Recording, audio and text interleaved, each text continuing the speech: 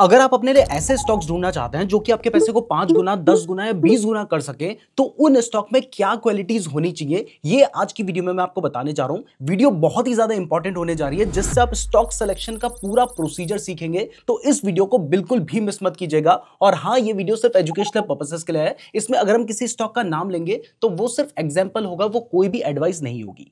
तो देखिए, अगर आपको किसी भी स्टॉक को सेलेक्ट करना है तो इसके लिए हमें सबसे पहले टॉप टू डाउन अप्रोच करना होता है। बेसिकली दो तरह के अप्रोच होते हैं, एक होता है बॉटम टू अप अप्रोच, दूसरा होता है टॉप टू डाउन अप्रोच।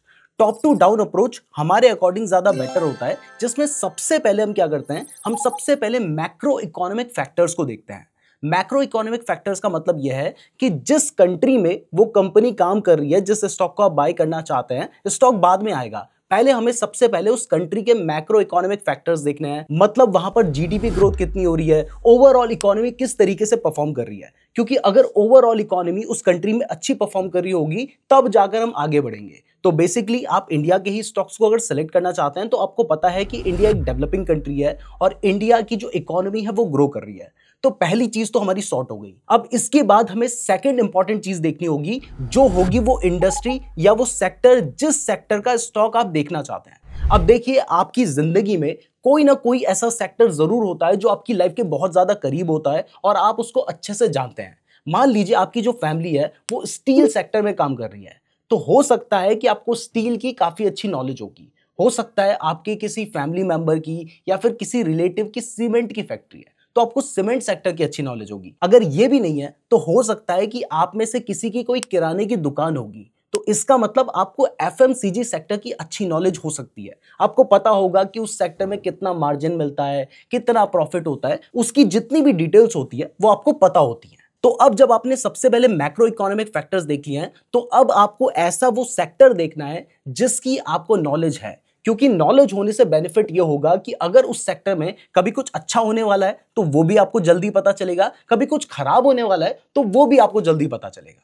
तो अब आपने सेक्टर इस तरीके से डिसाइड कर लिया है। इसके बाद तीसरी जो बहुत इंपॉर्टेंट चीज आज के टाइम पर आपको देखनी चाहिए, वो ये है कि जिस सेक्टर के स्टॉक को आप बाय करना चाह रहे हैं, क्या उस सेक्टर में गवर्नमेंट का कोई सपोर्ट है। अगर उस सेक्टर को गवर्नमेंट का सपोर्ट होगा, तो ऐसे में अगर आप उससे रिलेटेड किसी स्टॉक को बाय करेंगे, तो वहां पर आपका जो पैसा है ना, वो ग्रो होने के बहुत ज्यादा चांसेस होंगे। जैसे एग्जाम्पल के लिए मान लीजिए, अगर आप किसी रिन्यूएबल एनर्जी सेक्टर में इन्वेस्ट करते हैं, तो आपको पता है कि रिन्यूएबल एनर्जी सेक्टर में गवर्नमेंट का भी बहुत ज्यादा सपोर्ट है। और अगर आपको उसकी अच्छी खासी नॉलेज है, तो ऐसे में अगर आप उससे जुड़े किसी स्टॉक में इन्वेस्ट करेंगे, तो वहां पर आपको उसकी नॉलेज होने की वजह से आप एक ढंग का स्टॉक सेलेक्ट कर पाएंगे और वहां पर आपको प्रॉफिट होने के चांसेस ज्यादा होंगे। तो अब जब आपने एक पर्टिकुलर सेक्टर को सेलेक्ट कर लिया है, तो अब आपको उस सेक्टर के किसी ऐसे स्टॉक को सेलेक्ट करना होता है जो कि अच्छा ग्रो कर रहा हो। तो यहां पर कुछ चीजें बहुत ज्यादा इंपॉर्टेंट होती है, जैसे कि वो जो कंपनी है उसकी सेल्स किस हिसाब से बढ़ रही है, यानी उसका सेल्स ग्रोथ, उसका प्रॉफिट किस हिसाब से बढ़ रहा है, यानी उसका प्रॉफिट ग्रोथ। तो अब आपने ये सारी चीजों को लगाकर उस स्टॉक को ढूंढना है। जनरली लोग क्या करते हैं, वो सबसे पहले स्टॉक को ढूंढते हैं, उसके बाद उस स्टॉक को सीधा जाके बाय कर लेते हैं। लेकिन हमने क्या किया, हमने सबसे पहले टॉप में देखा मैक्रो इकोनॉमिक फैक्टर्स को, उसके बाद हमने सेलेक्ट किया एक इंडस्ट्री या सेक्टर को, उसके बाद हमने देखा कि उस सेक्टर पे गवर्नमेंट का किस तरीके का सपोर्ट है, और तब जाके हम एक स्टॉक को सेलेक्ट करने की प्रोसीजर में आए हैं।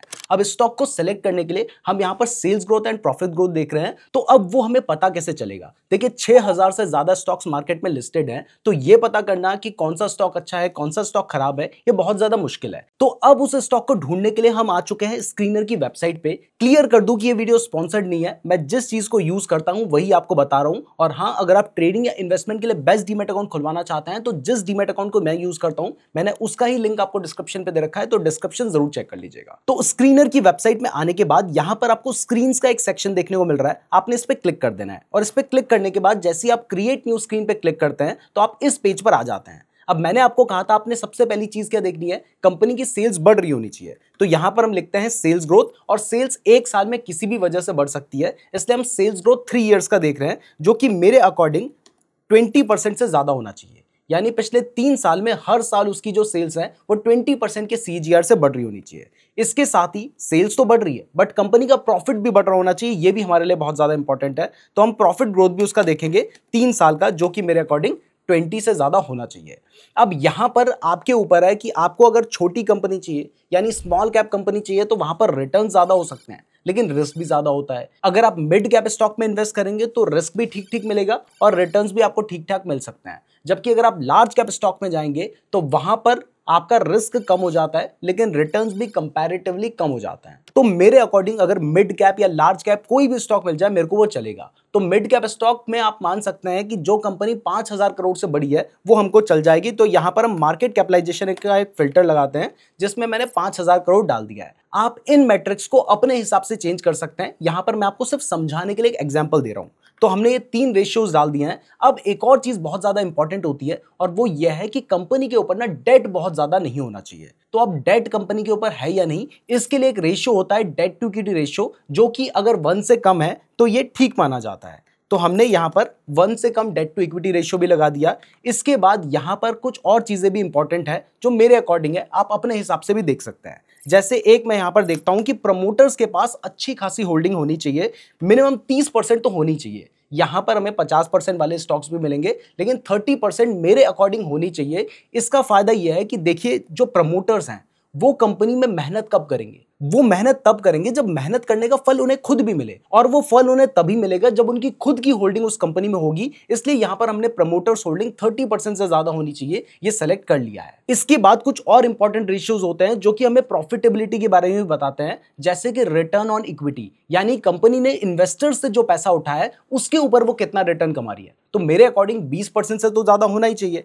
तो यहां पर हमने डाल दिया भाई रिटर्न ऑन इक्विटी जो है वो 20% से ज्यादा होना चाहिए। इसके बाद रिटर्न ऑन कैपिटल एम्प्लॉयड, यानी इक्विटी और डेट दोनों मिला के कंपनी ने जो अपने बिजनेस पे पैसा लगाया है उसके ऊपर वो कितना रिटर्न कमा रही है। तो ये भी मेरे अकॉर्डिंग 20% से ज्यादा होना चाहिए। तो यहां पर हम डाल देते हैं return on capital employed greater than 20%। और यहां पर जब भी आपको कोई नया मैट्रिक उसमें ऐड करना है तो हमें बीच में एंड लगाना होता है, इस बात का जरूर ध्यान रखिएगा। तो ये मैंने लगा दिया है। अब एक और बहुत ज्यादा इंपॉर्टेंट मैट्रिक है जो हमें बताता है कि स्टॉक सस्ता मिल रहा है या फिर महंगा मिल रहा है, और वो है पीई रेशियो। तो इसके लिए हम डालते हैं पीई यानी price to earning ratio should be less than industry PE, यानी उस इंडस्ट्री का जो पीई है उससे कम होना चाहिए। तो अगर आप चाहते हैं कि पीई रेशियो के ऊपर मैं एक डिटेल्ड वीडियो बताऊं तो ये बहुत ही इंपॉर्टेंट वीडियो है जिससे आप कंपनी की वैल्यूएशन को पता कर सकते हैं। और पीई रेशियो के साथ साथ मैं आपको प्राइस टू सेल्स रेशियो और प्राइस टू बुक रेशियो के बारे में बताऊंगा। तो अगर आप चाहते हैं कि हम ऐसी एक वीडियो बनाएं तो कॉमेंट कीजिए। अगर आप लोगों के 1500 कॉमेंट्स आते हैं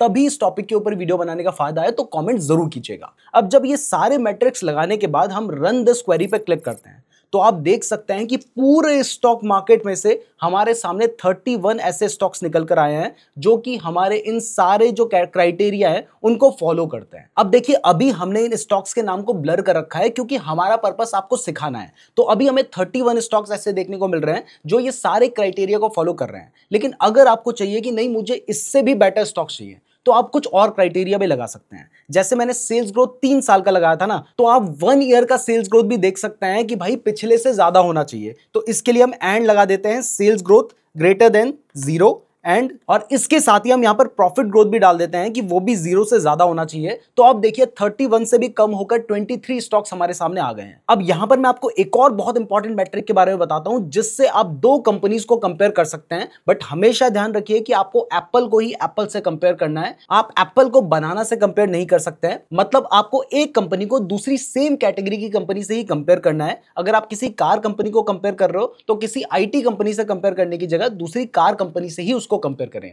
और अगर आईटी कंपनी को कंपेयर करना है तो फिर दूसरी आईटी कंपनी से ही कंपेयर करें। तो वो जो मैट्रिक की मैं बात कर रहा हूं उसका नाम है ओपीएम यानी ऑपरेटिंग प्रॉफिट मार्जिन। अब देखिए ऑपरेटिंग प्रॉफिट मार्जिन हमें यह बताता है, अगर मान लीजिए 2 कंपनी है जिसमें से एक कंपनी का जो ओपीएम है वो 5% का है, दूसरी कंपनी का जो ओपीएम है वो 25% का है। तो ऐसे में होगा क्या, जिस कंपनी का 5% का ओपीएम है अगर वो 100 करोड़ की सेल्स करेगी तो उसको सिर्फ 5 करोड़ का प्रॉफिट होगा, जबकि दूसरी कंपनी भी 100 करोड़ की ही सेल्स कर रही है लेकिन उसको 25 करोड़ का प्रॉफिट हो रहा है क्योंकि उसका ऑपरेटिंग प्रॉफिट मार्जिन 25 करोड़ का है। तो हमें जनरली ऐसी कंपनी में इन्वेस्ट करना चाहिए जिसका जो ऑपरेटिंग प्रॉफिट मार्जिन हो वो ज्यादा हो। तो यहां पर मैं ऐसे स्टॉक्स देखता हूं जिनका जो ओपीएम होना चाहिए वो कम से कम 20% से ज्यादा होना चाहिए। अब जब ये सारे क्राइटेरिया मैं लगा देता हूं तो आप देख सकते हैं कि मेरे सामने 16 ऐसे स्टॉक्स निकल कर आ गए हैं जो ये सारे क्राइटेरिया को फॉलो करते हैं। आप चाहें तो ये जो जो क्राइटेरिया मैंने लगाए हैं आप इन्हें खुद भी लगा सकते हैं और ऐसे में आपके सामने भी वो स्टॉक्स निकल कर आ जाएंगे और उसके बाद आप उन स्टॉक के ऊपर अपना एनालिसिस कर सकते हैं। वहां पर ध्यान रखिएगा कि जिस भी स्टॉक को आप सेलेक्ट करते हैं आपने उस स्टॉक का बिजनेस भी एनालाइज करना है कि वो बिजनेस अच्छा है या नहीं, और इसके बाद सबसे ज्यादा इंपॉर्टेंट होता है उस कंपनी की मैनेजमेंट को एनालाइज करना। मैंने पहले भी बताया, अगर मैनेजमेंट अच्छी होगी तो वो पूरी मेहनत करेगी और वो बिजनेस अच्छा चलेगा। अगर मैनेजमेंट ही खराब होगी तो अच्छे से अच्छे सेक्टर में काम कर ले, वो कभी प्रॉफिट नहीं कमा के दे पाएगी और अपने इन्वेस्टर्स का नुकसान ही करवाएगी। इसलिए इन सभी बातों का ध्यान रख के जब आप अपने लिए स्टॉक सेलेक्ट करेंगे तो वहां पर आपको मल्टी बैगर रिटर्न्स मिलने के चांसेस ज्यादा होंगे। मैं उम्मीद करता हूं कि स्टॉक को किस तरीके से सेलेक्ट किया जाता है ये आज आपको क्लियर हो गया होगा। वीडियो पसंद आई है तो वीडियो को लाइक और चैनल को सब्सक्राइब जरूर कर दीजिएगा। फ्री डीमैट अकाउंट का लिंक मैंने आपको डिस्क्रिप्शन पे दे रखा है और अगर आपने यहां तक वीडियो देखी है तो आप हमारे लिए बहुत ज्यादा स्पेशल है, कमेंट करके जरूर बताइएगा। धन्यवाद।